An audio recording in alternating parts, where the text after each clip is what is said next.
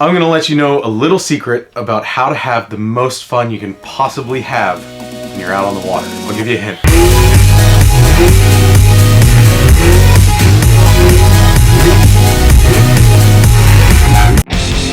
Right before I started my YouTube channel, I got a stand-up jet ski for $100 on Craigslist, and I turned it into this. It's an old school Kawasaki jet ski. It was a JS300, and I converted it to a JS550. There are 7 different colors of paint from here the whole way down to here. I did the fade on this thing using spray paint, and all the tiger stripes are just vinyl stickers that took like 4 days to put on. Since I started YouTube, I haven't had time to work on it, and this thing's basically just been sitting outside collecting dirt for a long time now, but I finally decided to fix it. Also, it's been sitting outside in the sun, and the only reason the paint hasn't faded off of it is because I painted it with an actual automotive clear coat from a paint gun to UV protect it so that it still looks okay after it sits outside for forever. I wasn't gonna do a video on this, but the Greek gadget guru said that he thought that every project I do, I should do a video on, and I think he was right. So let me know in the comments if you like this video. Great big giant thank you to the Greek gadget guru for doing a collaboration with me and giving me a chance to paint his Star-Lord blaster. Thanks, man. I owe you one. Like I said, I got this sucker for $100, and it was a JS300, single cylinder, complete turd, wouldn't hardly go anywhere. But I got a JS550 motor, twin cylinder 2-stroke, and a bunch of other stuff on Craigslist to get this thing to run, like this sweet expansion pipe. Now that little clip I showed earlier, that was the first and last time that I rode this thing, because inside the flywheel is the electronics, and something was rattling around in there and it destroyed everything, so I had to replace it. And I think this thing has been sitting for about 1.5 years. I just charged the battery, I got all the electronics replaced, and now let's see if it fires up.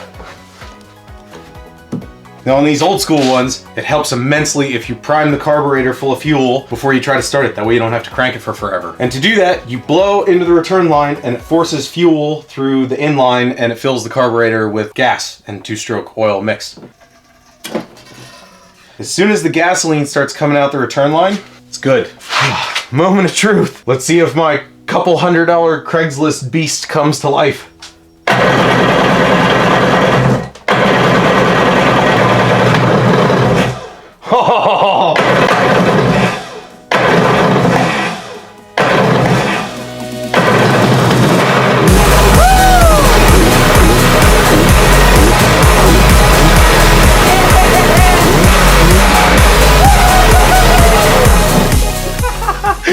I can't believe it.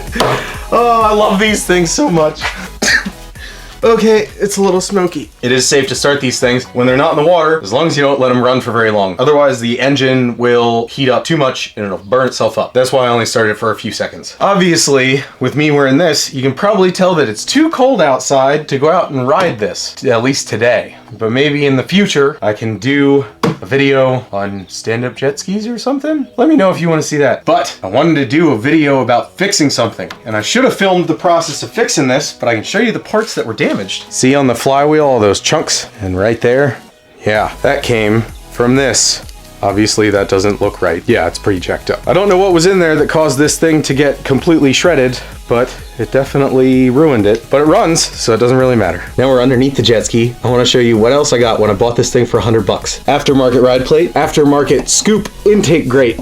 I know it's hard to see in there, but that is a stainless aftermarket impeller also. There are 2 things that I bought for this besides getting the stuff to convert it to a 550, and that's this quick turn plate up here and that shutoff thing for the switch. They don't have those stock. And Sano pads. These are old school. Obviously it's real dirty from sitting outside for a super long time under trees, but these things are vintage and so cool.